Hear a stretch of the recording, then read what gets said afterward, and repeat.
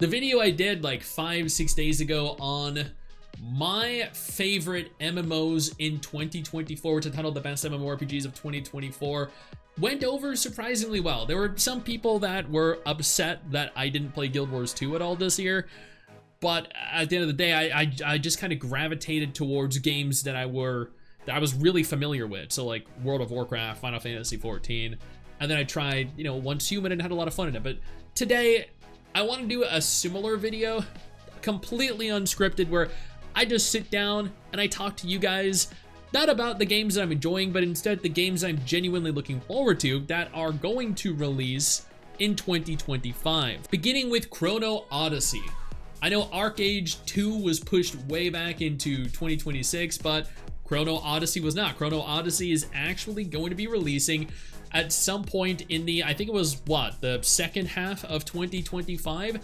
This is admittedly done by the developers of Grand Saga. Grand Saga is a mobile gacha MMO that released onto PC as well, that was Korean and exclusively released in Korea for years before releasing globally. But Chrono Odyssey, I'm assuming, is going to be a very different kind of game. It's not mobile compatible at all. It's, if I recall, a console PC MMO, so kind of like Throne and Liberty, but from what we've seen from the action gameplay and the trailer footage and the cinematic footage, it looks really good, like a lot better. But at the same time, the only other game that NPixel has worked on is Grand Saga. So if you've pretty much only ever made a mobile game and then you transition over to making a console PC game, it does come with it is a very different target demographic. But then at the same time, this is done by a Korean developer, and I don't know how many of you have played Nikke, Goddess of Victory Nikke, the gacha game, but the developers actually made Stellar Blade, and evidently their knowledge and experience transitioned over very well to that game. So there could be a lot of hope for this one, because I'm really excited. This game looks beautiful, but at the same time, trailers can be deceiving. Guild Wars 3. Guild Wars 3 was announced. Unfortunately, I don't think it's going to release in 2025, so maybe I should have titled this video in 2025 and beyond, which, you know what, yeah, that's what I'm going to do. Guild Wars 3 is probably going to be the next major MMO, because Guild Wars 1 was a resounding success. Guild Wars 2 was a phenomenal, overwhelming success, especially more recently in the last couple years with their more frequent expansions. It is a game that is pretty much unrivaled, has a phenomenal story, great graphics, great gameplay, great world, lots of content. But at the same time, this was done by ArenaNet, and I believe the game is it's a decade old, right? Over a decade old. The studio has changed. NCSoft, who are the parent company of ArenaNet, have changed. They haven't had a big successful hit in years. So Guild Wars 3, while I am incredibly excited for it, because I can't imagine a Guild Wars title with next-gen graphics, I'm assuming this is going to look way better than Final Fantasy 14 and World of Warcraft and almost any other MMO out there. While I do have grandiose expectations for this game, at the same time, I'm being a little pessimistic as well, being cautious because I know the damage that NCSoft could potentially do if they get their grubby little fingers on it. Another MMO that I'm looking forward to, and I think this right here is going to be a game changer. The Honkai MMO. I'm sure a lot of you have either played Honkai Impact or Honkai Star Rail, the gacha games. They're both cross-platform compatible. Star Rail is released on PC, mobile, console. Man, those are good games, but more than being good games, the developer Hoyoverse, they know what they're doing. They have had hit after hit after hit, and the Honkai intellectual property specifically, like more than Genshin Impact, more than Zenless Zone Zero, the Honkai intellectual property is what Hoyoverse prioritize. It is the intellectual property that they are most dedicated to, that they are most proud of.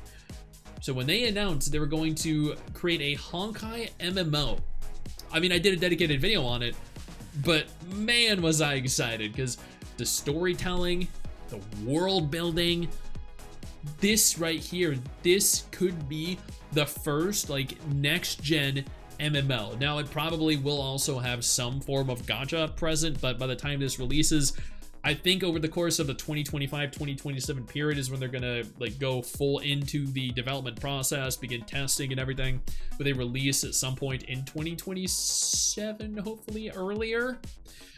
But this right here is going to be, I think, the next big, I think, evolution, the next step in the MMO genre, because I don't know, I feel like gacha and cross-platform functionality is definitely, and has definitely become more prevalent and more desirable from the perspective of a studio and by association investors. Before we go any further, let me take a moment here to thank my incredible patrons over on Patreon and my YouTube channel members who allow for me to continue to do dedicated videos like this every single day. You guys are phenomenal, and I can't thank you all enough for the support. Now let's keep talking. And then there's Dragon Sword. I've done 3, I think, dedicated videos on this game in the last 2 years since its announcement. This is the spiritual successor to Dragon Nest, done by the original developers who created a new studio. I think they made like Hound, no, they're called Hound 13, and they made like Project 100 or 100 something. I don't remember the name of the mobile game, but this could be the biggest, best anime MMO release in the last decade. I'm calling it. This right here, from the trailer footage we've seen, the actual in-game gameplay we've seen, dude, it blew my mind. This looks absolutely incredible. I cannot state how excited I am for this game with how much I enjoyed Dragon Nest. It has mounts, wall climbing, boss scaling, dodging, action combat, phenomenal character models. Like, dude, I'm sold, 100% sold.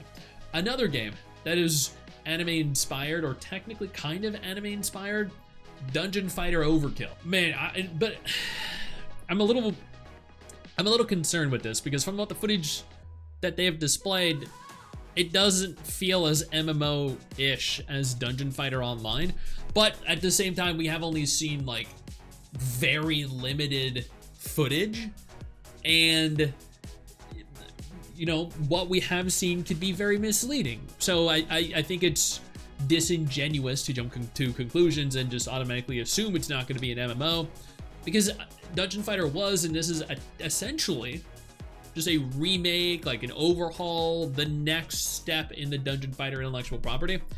This looks really freaking good. It is Dungeon Fighter, but just upgraded.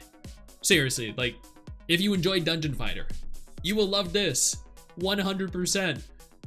I don't know what else to say to convince you. And then finally, and I'm very on the fence about this one, because it carries with it the potential to be absolute horseshit. Blue Protocol Star Resonance. Blue Protocol, the Blue Protocol that I played in the global beta, in the Japanese full release, was a very fun game. It was very limited, but it was fun. The combat was fun for an anime MMO. The graphics were really good for an anime MMO. Blue Protocol Star Resonance, after Blue Protocol was shut down, a Tencent cross-platform PC mobile MMO, could ultimately end up being like Terraceland. And Terraceland was a trash game. I absolutely loathed that game. It was so bad. I got so much shit for saying that, but literally nobody plays the game. Literally, all across social media, it's completely dead, undiscussed. There are no sponsorships going live, no content creators discussing it. It is a dead game, and that could happen to Blue Protocol Star Resonance. But I am still excited, because from what we've seen in all the trailer footage, from what we've seen in the test footage, it still looks like Blue Protocol. It just doesn't feel like Blue Protocol. It doesn't have the same like personality that Blue Protocol had, and that's disappointing to me. And you know, with that knowledge, I am genuinely looking forward to, at the very least, playing it. Maybe it's not going to be any good. Maybe it'll be good for like a day, and then I'll get bored with it because of the mobile functionality and the limitations that are going to be imposed. But I'm still excited for it because it is a Blue Protocol game, and people are going to be able to, at the very least, play something close to resembling the original Blue Protocol. And that is it. Those are 6 MMOs that I'm genuinely anticipating in 2025 and beyond. I know those probably aren't, you know, necessarily going to align with your personal likes and tastes, and that is fine.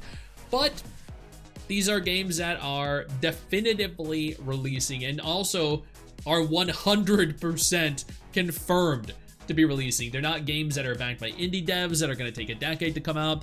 They're not games that are announced, don't show footage, and then go silent for 5 years. These are all games that are releasing globally and have a 100% chance of doing so.